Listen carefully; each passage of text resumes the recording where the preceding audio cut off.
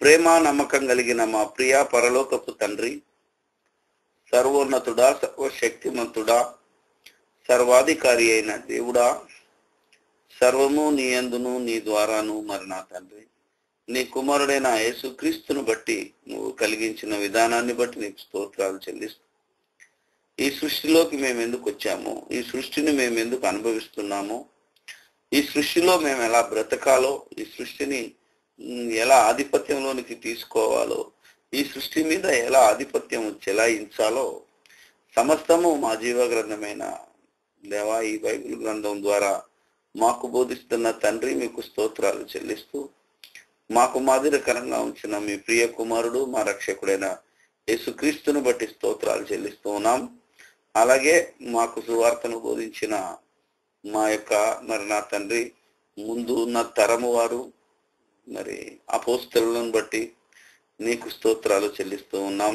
అలాగే అంతకుముందున్న ప్రవక్తలు ఎంతమంది ద్వారా అయితే నువ్వు మాట్లాడావో వాళ్ళందరి మాటలను బట్టి దేవా మేము ఎలా బ్రతకాలో మాకు ఇంకా ముందు ముందు అనేక సంగతులను నేర్పించి, మాలో ఎవరమైనా నీలో నుంచి మీ వాక్యంలో నుంచి తప్పిపోతుంటే మమ్మల్ని మేము సరి చేసుకునే భాగ్యం మాకు అనుగ్రహించమని, మీరు చెప్పే మాటలు మరి ప్రవక్తల ద్వారా, అపోస్తుల ద్వారా, యేసుక్రీస్తు ద్వారా నానా సమయాలలో నానా విధాలుగా మాట్లాడిన మీ మాటలన్నిటినీ బేరీజు వేసుకొని కాలానుగుణముగా, సందర్భానుసారముగా సమస్తము నీ మహిమార్థముగా తీసుకొని మా బ్రతుకులో వాటిని అన్వయించుకొని దేవా మీకు మహిమకరంగా ఈ సంఘములో, ఈ సమాజములో, కుటుంబంలో ఆదర్శవంతముగా, మాదిరికరముగా మేము బ్రతకగలుగునట్లు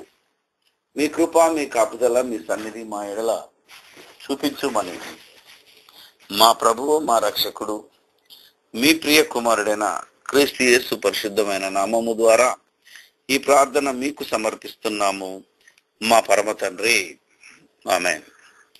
క్రీస్తునందు ప్రియమైన దేవుని సంఘమా, సమాజమా, క్రీస్తు రాజ్యమా, మన ప్రభు అయిన యేసుక్రీస్తు యొక్క త్యాగాన్ని బట్టి, తండ్రి అయిన దేవుని యొక్క ప్రేమను బట్టి మళ్ళీ మనం ఈరోజు ఈ రీతిగా కలుసుకోగలిగాం.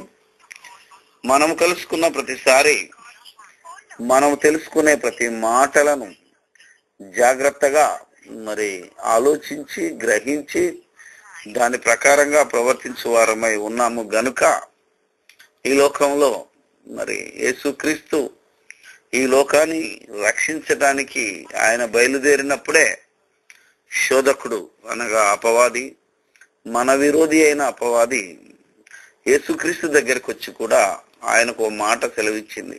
ఏంటంటే ఈ లోక రాజ్యములన్నిటినీ ఆయనకు ఒక్క నిమిషంలో చూపించి, ఈ లోకాన్ని నువ్వు రక్షించాలని అనుకుంటున్నావు కదా, నువ్వు నా కాళ్ళకు దండం పెడితే లేదా నన్ను ఒప్పుకుంటే, నా అధికారానికి నువ్వు లోబడితే ఖచ్చితంగా నేను వీటన్నిటిని నీకు ఇస్తానని ఆ రోజే అది యేసుక్రీస్తును మరి దబాయించి లొంగ తీసుకోవడానికి ప్రయత్నించినప్పుడు యేసుక్రీస్తు మరి లోక అధికారిని ఎలా వాక్యంతో ఎదిరించాడో, ఎలా వాక్యంలో ఉన్నదాని ప్రకారంగా ప్రవర్తించి ఆ సాతాను నోరు మోయించాడో మరి లూకా సువార్త కానీ, మనకు మత్తయి సువార్తలో కానీ, అన్ని సువార్తల్లో మనకు వివరంగా రాయబడి ఉన్నది గనక ఇప్పటికి కూడా ఈ ప్రపంచంలో ఈ లోకాధికారం సాతాను కిందనే ఉన్నది గనక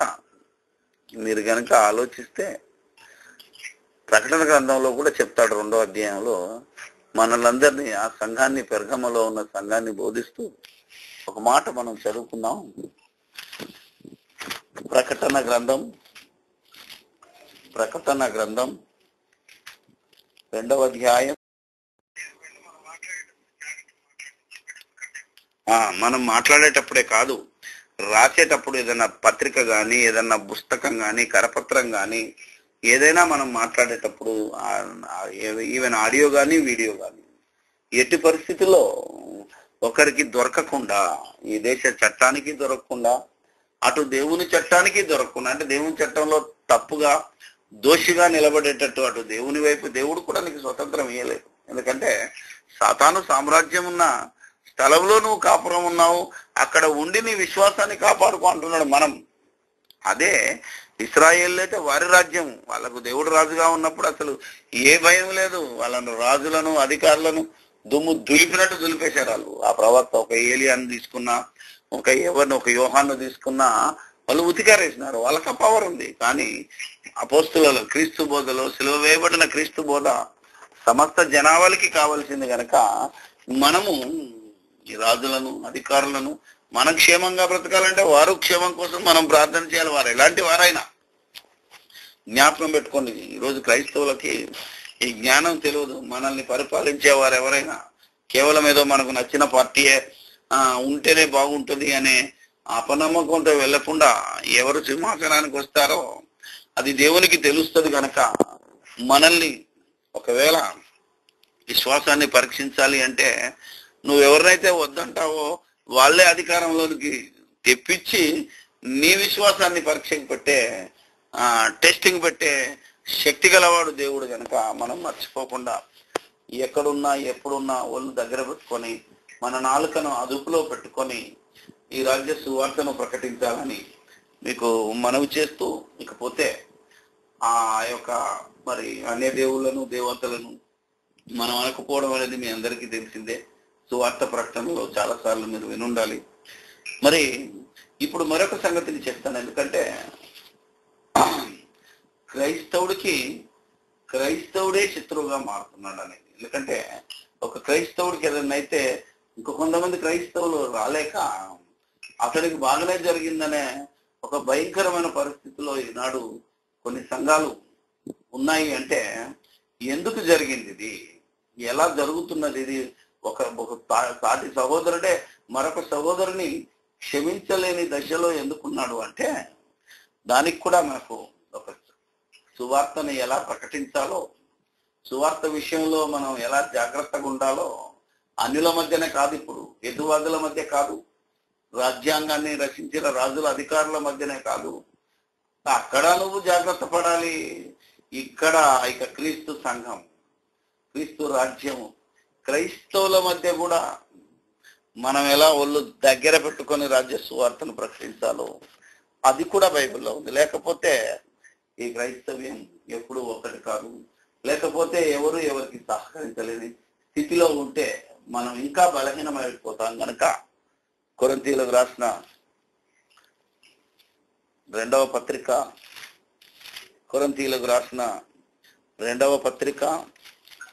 10వ అధ్యాయాన్ని మనం జాగ్రత్తగా చదువుదాం. కొరింథీయులకు రాసిన 2వ పత్రిక 10వ అధ్యాయము జాగ్రత్తగా మనం ఆలోచించగలిగితే పౌలు రాస్తున్నాడు. ఆయన గురించి రాసుకుంటూ వచ్చి మేము ఎలాంటి వాళ్ళమో, మా గురించి మీరు ఎలా అనుకుంటున్నారో, మమ్మల్ని మీరు తప్పుగా ఆలోచిస్తున్నారు అని చెప్పుకుంటూ వచ్చి, మేము శరీరధారులమే నడుచుకొనుచున్నాను, శరీర ప్రకారం యుద్ధము చేయము, మా యుద్ధోపకరణాలు ఏంటివి, ఇవన్నీ చెప్పుకుంటూనే ఏదైనా సరే ప్రతి ఒక్కడు తర్కించిన ఏదైనా చేసిన దేవుని గురించిన జ్ఞానమును అడ్డగించు ప్రతి ఆటంకమును పడద్రోసి, దేవుని గురించిన ఆటంకం దేవుని జ్ఞానాన్ని అడ్డగిస్తున్నాడు అంటే దేవుని జ్ఞానంతోనే సమాధానం చెప్పాలి తప్ప లోక జ్ఞానం దగ్గరికి వెళ్లకుండా దేవుని జ్ఞానంలోనే గొప్ప సంగతి ఉన్నది. ఒక సాతాను యేసుక్రీస్తు దగ్గరకు వచ్చి నువ్వు దేవుని కుమారుడు అయితే ఈ రాళ్లను రొట్టెలుగా చేసుకోమని ఆజ్ఞాపించింది. దేవుని జ్ఞానాన్ని సమర్థించినట్టుగానే దేవుని కుమారుడు అయితే అని మాట్లాడుతూ రాళ్లను రొట్టెలుగా చేసుకోమని నీ దగ్గర పవర్ ఉంది అన్నట్టు మాట్లాడాడు. కానీ అప్పుడు యేసుక్రీస్తు ఏమన్నాడు తెలుసా? దేవుని జ్ఞానంతో నోరు మూయించాడు. మనుషుడు రొట్టె వలన మాత్రము కాదు కానీ దేవుని నోట నుండి వచ్చు ప్రతి మాట వలన జీవిస్తాడు అన్నాడు. అంటే రొట్టె కోసమే కాదు, రొట్టె లేకుండా బ్రతకలేము, కానీ కేవలం రొట్టె వలనే బ్రతికించడానికి, రొట్టె తిని బ్రతకడానికి నేను ఈ లోకానికి రాలేదు. నాయన నా శరీరంలో సరిపోయిన నా ఆత్మ నిత్యము బ్రతకాలి కనుక నాకు దేవుని వాక్యం ఇంపార్టెంట్. నేను దేవుని వాక్యంతో ఈ జనాలను బ్రతికించడానికి వచ్చాను, నేను బ్రతకడానికి వచ్చాను అని దేవుని వాక్యము దేవుని జ్ఞానముతో అడ్డగించాడే తప్ప ఈ లోక జ్ఞానాన్ని మనం సవాలు చేస్తూ లోక జ్ఞానంతోనే లోకస్తులను ఎదుర్కోవాలని చాలా మంది నమ్మి తప్పుడు కాలేసి అనేక మందితో విరోధం తెచ్చుకుంటున్నాం. అందుకనే మనం ప్రకటించేటప్పుడు జాగ్రత్తగా ప్రకటించాలని చెబుతూ ఇక ఆయన మాట్లాడుకుంటున్నాడు. ఏమనంటే ఎలా చెప్తున్నాడంటే 12వ వచనం నుంచి, తమ్మును తామే మెచ్చుకొను కొందరితో జతపరుచుకొనుట కైనను వారితో సరిచూసుకొనుటకైనను మేము తెగింపజాలము. నా అంత గొప్పోడు లేడన్నంతో మేము పోల్చుకోలేము, అతనితో మాట్లాడలేము, అతనికి అసలు మేము చెప్పలేము. ఎందుకంటే ఇక అతడు మన మాట వినడు.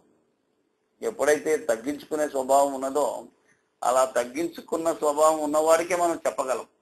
అందుకే పోటీలు అనేవి, ఛాలెంజ్ అనేది వెళ్ళకూడదని నేను దాదాపు కొన్ని సంవత్సరాల క్రితం 4-5 సంవత్సరాలైంది కరపత్రం రాసి. ఎందుకంటే అవతలి వాడు నాది రైట్ చేసుకోవాలని ఎప్పుడు సిద్ధంగా ఉంటాడు తప్ప ఇక అతనికో మనం ఎన్ని పోటీ చేసినా, అతడు ముస్లింతో వాదించినా నువ్వు గెలవలేవు, శాస్త్రవేత్తతో వాదించినా నువ్వు గెలవలేవు, ఆఖరికి క్రైస్తవుడితో కూడా వాదించి గెలవలేవు. ఎందుకంటే క్రైస్తవుల్లో కూడా ఎవరి సిద్ధాంతం నాది రైట్ అంటారు తప్ప ఆలోచించాలి మనం ఎలా పడకుండా బ్రతుకుతున్నారో. ఒక బాక్సింగ్ సంఘం, లేకపోతే ఒక పెద్దకోస్ సంఘం, లేదా ఒక చర్చ్ ఆఫ్ క్రైస్ట్ సంఘం, ఒక యెహోవా సాక్షుల సంఘము, లేకపోతే ఇంకోటి యాషువా మెస్సేయ సంఘం, ఏ సంఘమైనా తీసుకో, నాది రైట్ అనే వాళ్ళు ఎప్పుడు అవతలి మాటను వినరు కనుక వాళ్ళతో మనం వదిలేద్దాం, అసలు వాళ్ళ జోలికే వెళ్ళకూడదు అని చెప్పి ఏమంటున్నాడు అంటే తెలుసా, సరే మేము తెగింపజాలం కానీ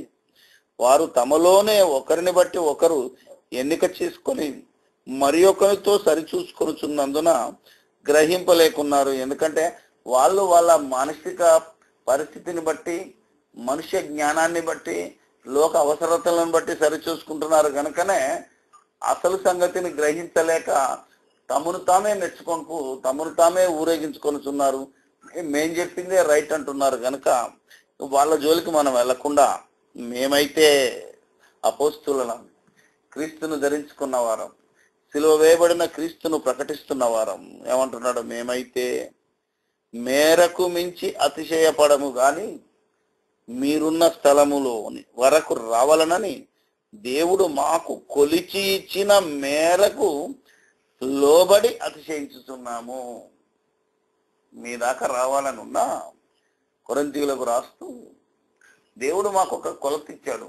ఎంతవరకు మేర అంటే హద్దు. మామూలు భాషలో ఒక ఊరికి కూడా మేర ఉంటుంది, దాన్ని పొలిమేర అంటారు. అంటే ఎవరి హద్దులో వాళ్ళు ఉండాలి.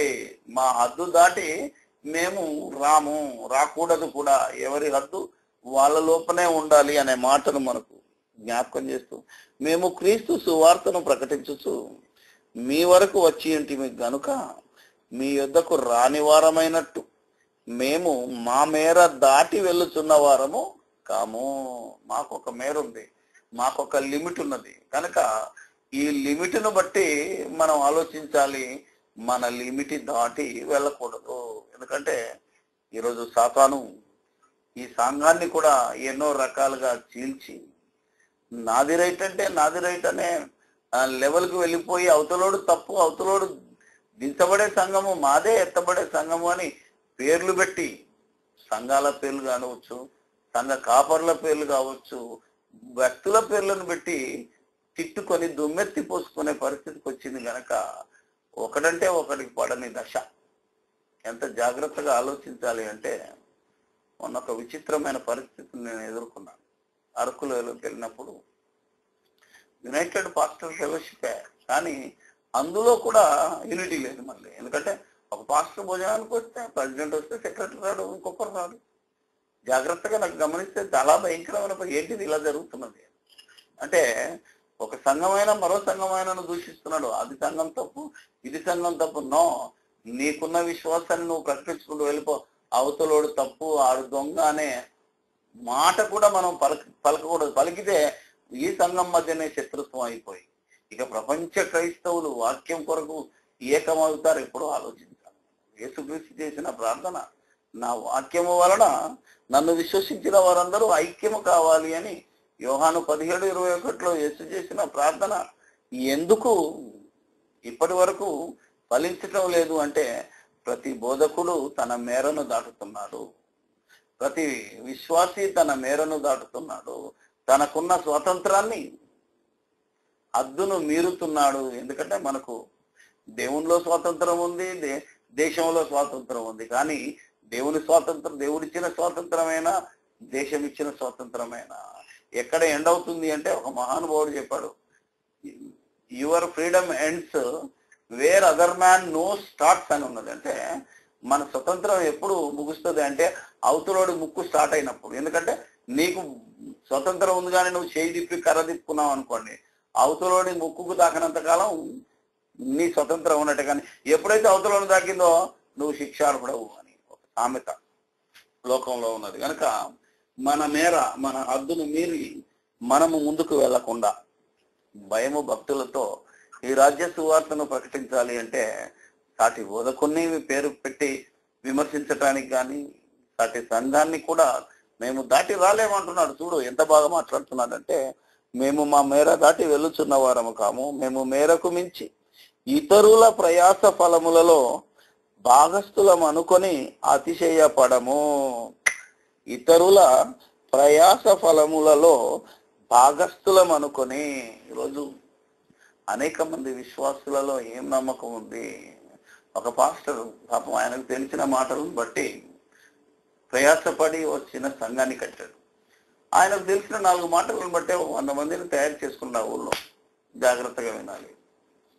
ఇప్పుడు అందులో నుంచే వచ్చి, అందులో నుంచే వాళ్ళు నేర్చుకొని వచ్చి, ఆయన సంఘం కట్టాడు కనుకనే, మీ నాన్న రక్షణలోనికి వచ్చాడు కనుకనే నువ్వు పుట్టావు. నువ్వు పుట్టి సంఘంలోనికి వచ్చి ఎక్కడో కొంచెం నేర్చుకొని వచ్చి ఆ సంఘ కాపరినే దుర్మార్గుడు, అతనికి ఏం తెలియదు, ఇతడు దొంగ సైతాన్ అని నువ్వు విమర్శిస్తే అసలు నీ పరిస్థితి ఏంటి? నిన్ను ఊర్లోకి ఎవడు రాస్తాడు? ఆ సంఘ కాపరి ఒక్క మాట నీ గురించి వ్యతిరేకంగా చెప్తే నువ్వు మళ్ళీ ఎప్పుడైనా సంఘంలో నువ్వు మాట్లాడగలవా? ఒకసారి మనం ఆలోచించాలి. అందుకే నీ మేరకు ఇతరుల ప్రయాస ఫలంలో ఈరోజు చాలా మంది క్రైస్తవుడు అయ్యేదాకా ఎవడు పట్టించుకోవట్లేదండి ఊర్లో. ఎప్పుడైతే క్రైస్తవుడు అవుతాడో ఇక నా దగ్గరగా నువ్వు అని బుర్ర తినేసి మెంటల్గా అయిపోయే పరిస్థితి. అలాగే ఒక ఊర్లో చర్చ్ ఏది ఉండదండి, ఎవరో కష్టపడి చర్చ్ కడతాడు పాపం. వెంటనే మరొకటి వెళ్ళి మరో గ్రూప్ స్టార్ట్ చేస్తాడు, మరొకటి వెళ్ళి మరో గ్రూప్ స్టార్ట్ చేస్తాడు. ఇలా ఉండే 10 మందికి 10 సంఘాలు, ఒక్కడే వచ్చే సంఘము, ఒకరి కోసమే ఒక ఆరాధన, ఒక కుటుంబం కోసం చేసే పరిస్థితి. ఎందుకంటే మా విశ్వాసం మాది, వాళ్ళ విశ్వాసం వాళ్ళది అనే ఒక భయంకరమైన బోధలోనికి క్రైస్తవం వెళ్ళిపోయింది. కనుక వాళ్ళ విశ్వాసం వేరు, మా విశ్వాసం వేరు. కానీ విశ్వాసం ఒక్కటే. ఈ రైట్, ఇది విశ్వాసం రైట్ అని చెప్పుకుంటూ వెళ్తే అవతలోడికి తప్పనే అర్థమైపోతుంది. కనుక అవతలోడికి తప్పన అంటే ఏమవుతుంది? ఆడ మనకు విరోధి అయిపోతున్నారు, రేపు మనతో కలిసి రాడు. ఈ రకంగా క్రీస్తుకు, సంఘానికి అవమానం. చాలా మంది బయట ఏమంటే, మీలో మీకే ఐక్యత లేదురా బాబు. ఒకసారి లాస్ట్ టైం ఎప్పుడో మరి పేపర్లో నేను చూశాను, మచిలీపట్నం ఆయా ప్రాంతాల్లో బాంబులు వెళ్ళినప్పుడు అప్పుడు అధికారంలో ఉన్న ఒక ముఖ్యమంత్రి అంటాడు, మీలో మీకే పడదు కనుక మీలో ఎవరైనా పెట్టుండొచ్చు కదా అనే ఒక భయంకరమైన స్టేట్మెంట్ వచ్చింది. అందుకని మనల్ని మనకు పడతలేదని బయటోడికి తెలిస్తే అసలు క్రీస్తుకే అవమానము. ఈరోజు క్రైస్తవ్యము, బైబిలే ఈ దేశంలోంచి వెళ్ళిపోవాలి. ఎందుకంటే బైబిల్ రాజ్యాంగాన్ని అతిక్రమించకూడదు, రాజ్యాంగాన్ని దూషించకూడదు, రాజ్యాంగానికి లోబడే మీ బోధ చేసుకోవాలని ఒకడు గొంతెత్తి అరుస్తున్నాడు. అంటే యేసుక్రీస్తు బోధ, అపోస్తలుల బోధ ఏమనుందో తెలుసా? ప్రతి వాని మోకాలు యేసుక్రీస్తు నామములో దేవుని ముందు వంగాలని దేవుడు 2000 సంవత్సరాల క్రితం రాసిన ఈ మాట ఇప్పటికీ ప్రతి వాని కాలు మన మీదికి లేస్తుంది. అంటే క్రీస్తు మీదికి, క్రైస్తవ్యం మీదికి, బైబిల్ మీదికి లేస్తుంది. అంటే ఎంత భయంకరం! మన బైబిల్ను తొక్కి చింపి అవమానపరిచి మరి బోధకులను తరిమి కొడుకే పరిస్థితి తెచ్చుకుంటున్నాము. అంటే అది ఎవరి తప్పో మనం ఆలోచించాలి. ఎందుకంటే బైబిల్ గ్రంథంలో ఒక చక్కని మాట ఉన్నది, సువార్తను ప్రకటించు వారి పాదములెంతో సుందరములైనవి అని యెషయా చెప్పాడు. అదే మాటను పౌలు రోమాపత్రిక 10వ అధ్యాయంలో చెప్పాడు. మరి సువార్తను కనుక నువ్వు ప్రకటిస్తే నీ పాదాలకు సుందరం అంటే రాయి కుచ్చుకోదు కనుక చిన్న దెబ్బ కూడా తాకదు అనే మాటను దేవుడు నీకు గ్యారంటీ ఇచ్చాడు కనుకనే సర్వలోకమునకు వెళ్ళి సర్వ సృష్టికి సువార్తను ప్రకటించుము అని ఆజ్ఞాపించాడు ప్రభు. అంటే ఎందుకు ఆజ్ఞాపించాడో, ఆ సువార్తలో ఉన్న మహత్యం ఏంటో, ఆ సువార్తకు ఉన్న గొప్పతనం ఏంటో, ఆ సువార్త సర్వలోకానికి ఇచ్చే రక్షణ భాగ్యం ఎంత గొప్పదో ముందు క్రైస్తవుడికి అర్థం కావాలి, క్రైస్తవ బోధకులైన వారికి అర్థం కావాలి. కనుక మీలో అనేకులు, ఈ వాక్యం వింటున్న వారిలో కూడా అనేకులు బోధ చేయవలసిన వారై ఉన్నారు. గనక బోధకులుగా మీరు, నేను అందరము జాగ్రత్త పడాలని ఈ యొక్క బైబిల్లో ఉన్న హెచ్చరికను, బైబిల్లో దేవుడు చెప్పమన్న ప్రతి మాటను మీతో మరి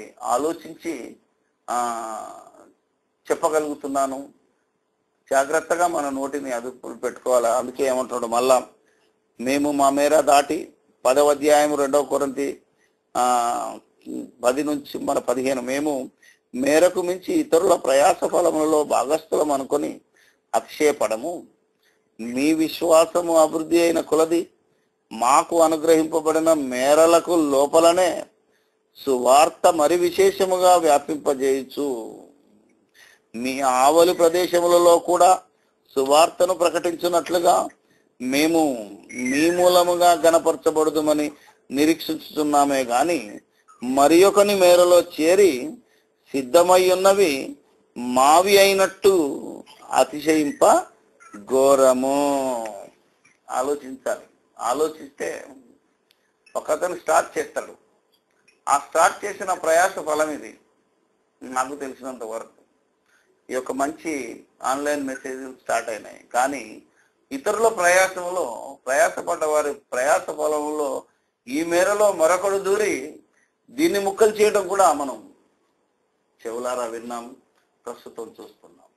కాబట్టి ఏ వ్యక్తి అవతలి మన మేరను దాటి పోకుండా నీ మేరలో ఉండి నీ విశ్వాసాన్ని నువ్వు పరీక్షించుకొని, నీ విశ్వాసాన్ని నువ్వు చెక్ చేసుకొని, బైబిల్ ప్రకారంగా నీ విశ్వాసాన్ని ఇది రైట్ అని చెప్పుకుంటూ వెళ్ళిపోవాలి తప్ప ఎట్టి పరిస్థితుల్లో వేరే వారిని నిందించకుండా, అవతల వారు పేర్లతో సహా తప్పు పట్టకుండా, యేసు ప్రభు గొప్పోడు, బైబిల్ గొప్పది, బైబిల్లో ఉన్న ఈ నీతి గొప్పది అని చెప్పుకుంటూ ఉదాహరణలు ఇచ్చుకుంటూ సువార్తను ప్రకటించినట్టయితే ఆరి పాదములెంతో సుందరములైనవన్న దేవుని వాక్యము ఎల్లవేళలా నెరవేరుతుంది. గనుక మనము ఇప్పుడు అపోస్తుల బోధ మనం ఉండవలసింది. అపోస్తుల బోధ గనుక అపోస్తులైన పౌలు మనకు బోధ చేస్తున్నాడు, మన మేర దాటకూడదని, మన పరిధిని దాటకూడదని. అందుకని సంఘాలలోనికి క్రైస్తవులైన వారికి సువార్తను ప్రకటించాలి అంటే వాళ్ళు ఏ సంఘంలోనైనా వారైనా రావచ్చు. ఆ సంఘంలోనికి వచ్చినప్పుడు ఆలోచించాలి, మనం వారిని జాగ్రత్తగా ఇది రైట్ అని చెప్పి పంపాలే తప్ప మీ సంఘం తప్పు, మీ బోధకుడు తప్పు అన్నాం అనుకోండి, భయంకరమైన పరిస్థితి మనకు దాపురించి ఆ బోధకుడు సంఘం వచ్చి మనల్ని కొట్టే పరిస్థితి కూడా రావచ్చు. సంఘస్థలే, ఇప్పుడు హేతువాదులు కాదు, నాస్తికులు కాదు, లేకపోతే ఆర్ఎస్ఎస్ బజరంగ దళాలు కాదు, ముస్లింలు కాదు, సంఘములో ఉన్నవారే వచ్చి సంఘ ప్రెసిడెంట్ సెక్రటరీ కూడా మరో సంఘం వాళ్ళను కొట్టిన సందర్భాలు ఉన్నాయి. అంటే క్రైస్తవ్యం, క్రైస్తవుల యొక్క విశ్వాసం ఏ మేరలో ఉందో, ఏ పరిధిలో ఉందో, ఎవరు పరిధిని దాటుతున్నారో దేవుని వాక్యాన్ని కనుక మనం ఆలోచించి చెప్పగలిగితే ప్రతి వాళ్ళు, ప్రతి క్రైస్తవుడు ఒకటై క్రైస్తవ్యము గొప్పది అని చెప్పగలిగిన నాడే మనము మన మేరలో ఉన్నట్టు. లేకపోతే ఎంత ప్రమాదం అంటే, ఒకసారి వరంగల్లో ఒక మీటింగ్కి వెళ్ళినప్పుడు ఒక పాస్టర్ గారు వాళ్ళ చర్చినే మరి బైబిల్ తరగతిలోనికి పెట్టడానికి అవకాశం ఇచ్చాడు. కానీ పబ్లిక్ మీటింగ్లోకి వాళ్ళ సంఘం రాలేదు, ఒక్కడు కూడా రాలేదు. ఎందుకు రాలేదురా బాబు అని నాకు పెద్ద డౌట్. అప్పుడు అంటాడు ఆయన, సార్ మీరు 3 రోజులు మీటింగ్ పెట్టడానికి వచ్చారు, వచ్చి ఒకవేళ మీ ప్రసంగంలో మీ పాస్టర్ దొంగ, మీ పాస్టర్ మంచోడు కాడు అని ఒకవేళ మీరు అంటే మా సంఘం అంతా ఏమైపోవాలి? నేను ఇంత కష్టపడి కట్టిన గొర్రెలు, ఓకే అతడు ఏ స్వార్థంతో ఉన్నాడో ఈ ఆలోచనతో అన్నాడో తెలియదు, కానీ అందులో ఉన్న ఒక మాటను మాత్రం క్యాచ్ చేయగలను. ఎందుకంటే మీరు 3 రోజుల నుండి వెళ్ళిపోతారు, ఆ తర్వాత మళ్ళా వీళ్ళు ఇటు నా దగ్గర రారు, అటు మీ దగ్గర ఉంటారు, ఎవరి దగ్గర ఉంటారు. అప్పుడు మేమేం చేయాలి? వీళ్ళు అన్యాయంగా చెడిపోయిన వాళ్ళు అవుతారు కదా. కరెక్ట్. అందుకనే ఏ ఒక్కరి మనము విశ్వాసం దెబ్బతీయకుండా, నేనెప్పుడు మరి హైదరాబాద్లో సెమినార్ పెట్టినప్పుడు మీరు ఇందులో వినేవాళ్ళు ఎంతమందో వచ్చి ఉంటారు, చెప్తాను, మీ సంఘంలో ఉండండి, మీ సంఘంలో ఉన్న విశ్వాసాన్ని మీరే సరిచేయండి, నా దగ్గరికి రావద్దు. ఎందుకంటే ఒకవేళ అది వదిలేసి పెడితే మళ్ళా సంఘాన్ని చీల్చిన అపవాదం నాకు వస్తుంది కనుక మీరు అక్కడే ఉండి ఆ సంఘాన్ని డెవలప్ చేయండి, ఆ విశ్వాసాన్ని రైట్ చేయండి. మీకు తప్పనిపిస్తే నేను మీ సంఘము విశ్వాసం తప్పటలేను, బైబిల్లో ఉన్నది రైట్ అని చెప్పుకుంటూ వెళ్ళిపోతాను. అదే పౌలు చెప్తున్నాడు, ఇది రైట్ మా మేర. అందుకే మీ అవలి ప్రాంతంలో మీరు చేయాలి అంటే మనం ఊరికెళ్ళి సువార్త చెప్పామంటే అక్కడ మళ్ళా మన సంఘాన్ని కట్టాలి, లేదా మన సంస్థ పెట్టాలి, లేదా మన కాలేజీ పెట్టాలి అనే దురాశకు పడకుండా లోకల్గా ఏ సంఘం ఉన్నదో ఆ సంఘాన్ని మనం అభివృద్ధి చెంది రైతు విశ్వాసంలోనికి నడిపించి వారి ద్వారా ఆయా ప్రాంతాలలో అవతల ఇంకా మిగతా విలేజ్లకి వీరి ద్వారా సువార్తను అందించటం అనేది మనము మేరకు లోబడటము అంటారు. ఇలా సువార్త ప్రకటన ఆ రోజు అపోస్తుల కార్యంలో జరిగింది గనక రోజు రోజుకు శిష్యుల సంఖ్య విస్తరిస్తూ లెక్కకు మించినంతగా విస్తరించినట్టు మనం అపోస్తుల కార్యంలో చూడగలం. ఎంతగా విస్తరించిందంటే లెక్క పెట్టలేనంటూ అంత శిష్యుల సంఖ్య విస్తరిస్తూ వెళ్ళిపోతుంది. అలా విస్తరించిన ఆ మాటలే వారు చేసిన త్యాగము, వారు చేసిన బోధ, వారు జాగ్రత్తగా లోక న్యాయం దేవుని న్యాయాన్ని సరిచూసుకుంటూ వారి మేరకు పరిధి సువార్తను ప్రకటించే పట్టికనే 2000 సంవత్సరాలకు సుమారు 300 సంవత్సరాల క్రితం కొండలు దాటి, నదులు దాటి, సముద్రాలు దాటి, రాజులు వద్దన్నా, రాజ్యాలు వద్దన్నా, ఎవరొద్దన్నా వారి మన్ననలను పొంది తెలుగులో బైబిల్ తెలుగు వారికి మనకు ఈ సువార్త మనకు అందింది అంటే వారు ఎంత జాగ్రత్తగా ఈ సువార్తను వారి పరిధికి లోబడి, వారి మేరకు లోబడి మన దేశానికి తీసుకొచ్చారో ఒకసారి మనం ఆలోచించగలిగితే ఇప్పటికీ ఈ దేశంలో ఎందుకు ఈ సువార్త వేగంగా అందుకోవటం లేదు? 4-5% క్రైస్తవులైన అధికారిక లెక్కలు చెప్తున్నాయి అంటే మన పరిధి, మన మేర ఎంతవరకు మనం దాటుతున్నాం, దేవుడిచ్చిన స్వాతంత్రాన్ని ఎలా దుర్వినియోగం చేసుకుంటున్నాం, దేశం ఇచ్చిన స్వాతంత్రాన్ని ఎలా, ఈ రాజ్యాంగం చట్టం ఇచ్చిన స్వాతంత్రాన్ని ఎలా మనం దుర్వినియోగం చేసుకుంటున్నామో ఒకసారి మనల్ని మనం పరీక్షించుకుంటూ మన నాలుకను అదుపులో పెట్టుకొని ప్రతివాని నాలుక, ప్రతివాని మోకాలు యేసుక్రీస్తు నామములో వంగునట్లు ఈ రాజ్య సువార్తను సకల జనుల సాక్షార్థమై సమస్త విధముల అనుభవ జ్ఞానంతో ప్రకటించినప్పుడే దేవునికి మహిమ మరి స్తోత్రము కలుగుతుంది అనే ఈ మాటలను మీరు జ్ఞాపకం చేసుకొని మరి ఈ దినం ఇంతవరకు మనం విన్నదానిని మరొకసారి ఆలోచించి మరొకసారి నేను చెప్పిన మాటలన్నీ అలాగున్నవో లేవోనని మీ చేతుల్లో ఉన్న మన జీవ గ్రంథాన్ని మరలా సరిచేసుకొని మన విశ్వాసాన్ని పరీక్షించుకొని ఇంకా ఈ ప్రకటన ఎలా చేయాలో, ఎలా ఈ సువార్తను ప్రకటించాలో, మనం ఈరోజు చాలా మంది సువార్తను ప్రకటనలో అనేక మంది వినిపించటానికి కాకుండా ఏవేవో చూపించటానికి ప్రయాసపడుతున్నారు గనక ఆ చూపించట విశ్వాసము వినట వలన రావాలన్నా, చూచట వలన రావాలన్నా, ఎలా అనే విషయాన్ని మనం మరొకసారి దేవుడు మనకు అవకాశం ఇస్తే, ఇలాంటి మంచి వాతావరణం మనకు సంభవిస్తే ఈరోజు కొంచెం మరి గత 3 వారాల నుంచి ఈ ఆంధ్ర రాష్ట్రం అంతా తిరుగుతున్నాను ఈ ఎండలో, కాబట్టి కొంచెం గొంతు పాడైపోయి మాట్లాడలేని స్థితిలో ఉన్నాను గనక ఇంకా మరి చెప్పలేకపోతున్నాను గనక దయచేసి ఈసారి నన్ను అర్థం చేసుకొని మరొకసారి ఈ విశ్వాసం గురించి మరొక పాయింట్స్, మరొక అద్భుతమైన సంగతులను మనం నేర్చుకుందాం.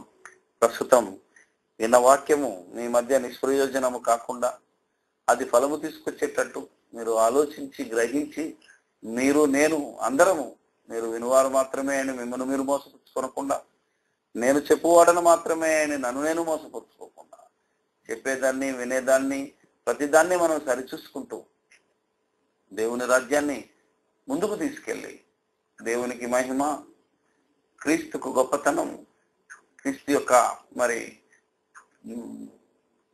గొప్పతనాన్ని, ఈ సకల సువార్తను క్రీస్తు యొక్క మరణ సమాధి పునరుత్థానను ఈ సకల శనుల సాక్షార్థమై మనం ప్రకటిద్దాం, ప్రార్థన చేసుకుందాం. పరిశుద్ధుడైన మా తండ్రి, పరలోకమందున్న మా దేవుడా, మీ ఘనమైన నామానికి వేలాది స్తుతి స్తోత్రాలు చెల్లిస్తూ ఉన్నాం. ఇదిగో ఇంతవరకు దేవా, మీరు పాత నిబంధనలోను కొత్త నిబంధనలోను ప్రజల అధికారులను నిందించకూడదని సువార్తను ప్రకటించేటప్పుడు జాగ్రత్తగా మరి దేశ చట్టానికి దేవుని చట్టానికి కూడా లోబడాలని, ఎవరి అభిమతాన్ని మనం నొప్పించకుండా మన విశ్వాసాన్ని లేదా అభిమతాన్ని, దేవా నీ అభిమతాన్ని ఈ మనుషుల సకల జనుల సాక్షార్థమై మేము జాగ్రత్తగా ప్రకటించగలిగే మరి మార్గము మాకు చూపించినందుకు, మేము చదువుకున్న ఈ రెఫరెన్సులు, ఆలోచించిన ఈ రెఫరెన్సులు మరొకసారి ఇంతకంటే మంచిగా ఆలోచించగలుగునట్లు నిన్న నీ పిల్లలు నేను చెప్పిన దానికంటే మరింత గొప్పగా చెప్పగలుగునట్లు అనేకులకు వారికి వాక్ శక్తిని, జ్ఞాపక శక్తిని, ఆయుష్ను, ఆరోగ్యాన్ని అనుగ్రహించుమని, సకల విధములైన అనుభవ జ్ఞానముతో మేము ఈ దేశంలో సువార్తను ప్రకటించి మా విశ్వాసాన్ని కాపాడుకొని దేవా మీకు మీ కుమారుడనే యేసుక్రీస్తుకు సాక్షిగా నిలబడగలుగునట్లు సహాయము దయచేయమని, ఈ సజీవ యాగానికి సారథులుగా, వారధులుగా, వారసులుగా మరి ఉన్నటువంటి నీ పిల్లలను కష్టపడి కష్టార్జితముతో మరి ఆన్లైన్ సువార్తను విస్తరిస్తున్న వారికి నా దేవా ఓపికతో విని మరి నా తండ్రి అనేకులకు ప్రకటించాలని ఎవరైతే ఆలోచిస్తున్నారో, ఎవరైతే దీన్ని గ్రహించి దాని ప్రకారంగా ప్రవర్తించాలని అనుకుంటున్నారో, వారి హృదయ రహస్యాలు ఎరిగిన దేవుడవు గనుక వారి ఆలోచనను బట్టి వారికి న్యాయము చేకూర్చుమని, నీ చిత్తమైతే మా యేసు ప్రభు రాకడ ఆలస్యమైనట్లయితే, మేము మా శరీరంలో ఉన్నట్టయితే మరొక దినం దేవా అనేక సందర్భాలు, దినాలలో ఇంకా అనేక సంగతులను మేము ఆలోచించి నాయన గ్రహించి దాని ప్రకారంగా ప్రవర్తించి మా బ్రతుకులను మార్చుకొని అనేక మంది బ్రతుకులలో మార్పునకు కారణభూతులయ్యే భాగ్యము మా అందరికీ అనుగ్రహించుమని, సమస్తము మీకే స్తుతి స్తోత్రాలు చెల్లిస్తూ విన్న మేము ఏ ఒక్కరం కూడా మాలో ఉన్న దుష్టత్వాన్ని మాని సాత్వికంతో దేవా ఈ వాక్యాన్ని అంగీకరించగలుగునట్లు సహాయము దయచేయమని మా ప్రభువైన యేసుక్రీస్తు పేరట ఈ ప్రార్థన మీకు సమర్పిస్తున్నాము మా పరమ తండ్రి, ఆమేన్. మనందరికీ తండ్రి అయిన దేవుని ప్రేమ, మనందరికీ ప్రభువైన యేసుక్రీస్తు కృప, మనందరికీ ప్రభువైన పరిశుద్ధాత్ముని యొక్క నిత్య సహవాసము, శాంతి, సమాధానము, శక్తి సమస్తము సదాకాలము మనందరికీ తోడై ఉండునుగాక. ఆమేన్, ఆమేన్, ఆమేన్. అందరికీ వందనాలు. దేవునికి స్తోత్రం.